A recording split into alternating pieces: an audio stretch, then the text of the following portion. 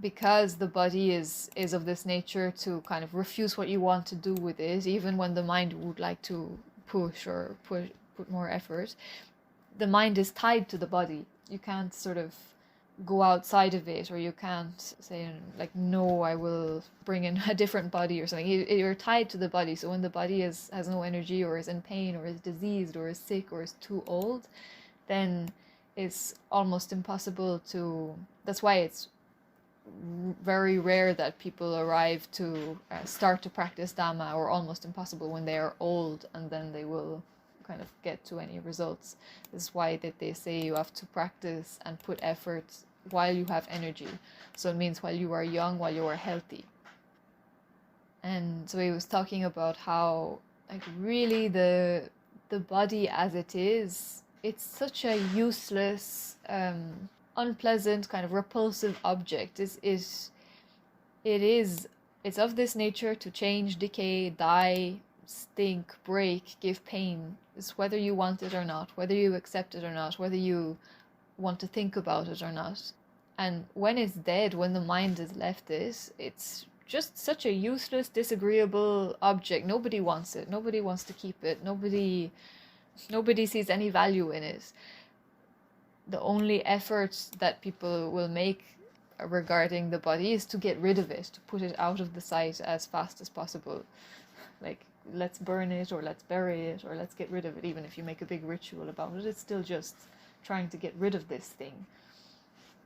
And that's it. Like, it is just this pile of organic matter that has nothing useful in it, nothing special about it, nothing meaningful in it.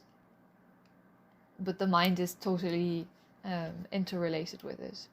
He gave a reminder of that verse in the Dhammapada that the Buddha is telling, before long, this body will lie on the earth, unheeded and lifeless, like a useless log. It's like a useless log. And he gives another example that the body is like it's as fragile as a clay pot. Like, it's so easy to break. In every inch of it, every part of it is so fragile. Like, one element, or one, like the ear crystals of Ajahn, just one tiny little element in it moves a little bit, or goes out of sequence, or one bacteria. It's like so fragile. It's so easy to break. It's made to be broken. Like, you cannot imagine it not breaking. One example is that the body is like a car that breaks down after many years of use. It's very normal. And so although we can sort of replace some parts here and there, this light is broken, or the fan is broken, or this is broken, and you can replace it or repair it. But eventually, after 60, 70, 80 years, it's just, you say, it's made to break. It's too late. Like, it's the whole, every part rusts through, and there's nothing more to be done. And the body is the same. So this beating heart is the same. Your lungs, which you need to be working every time you take a breath of air so that you can talk, walk, do the things you do every day, is the same. It's like a part of the car.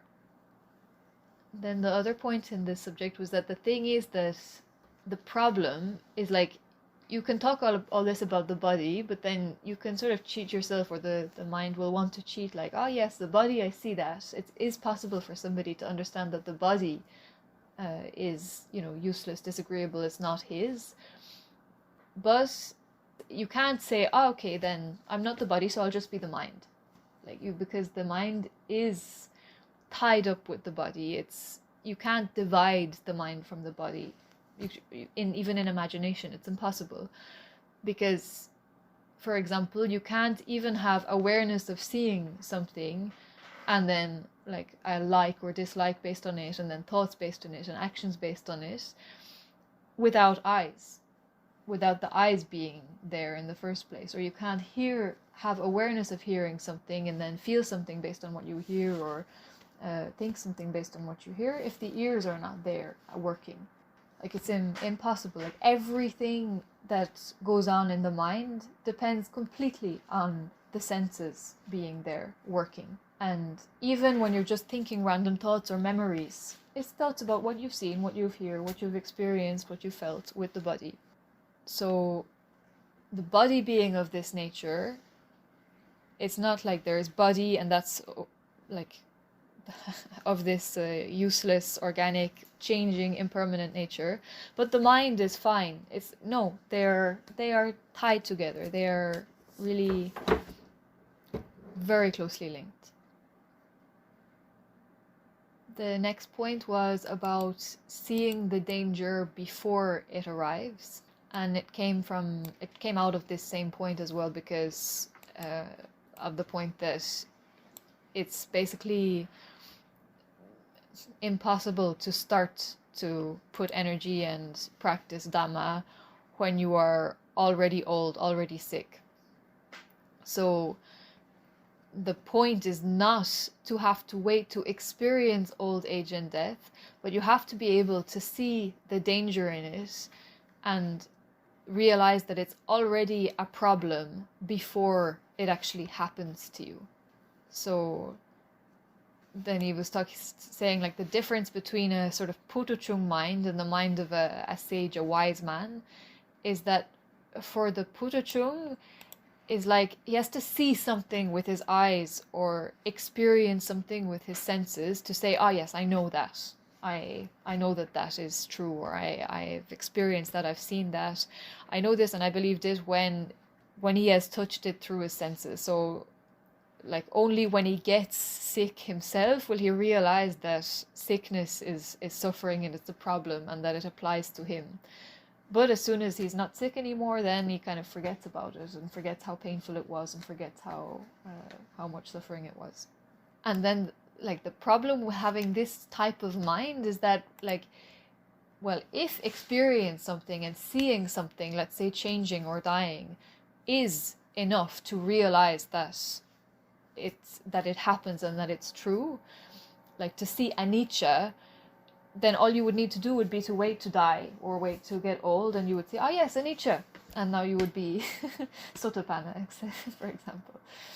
And if it were necessary to wait until you get old or to get sick to have knowledge about this, then it would have been impossible for the Buddha and so many, like countless of his disciples to all see Dhamma in their youth. In fact, it's like the whole point. If you don't see it when you're young and healthy, then it's too late when you actually get old and die.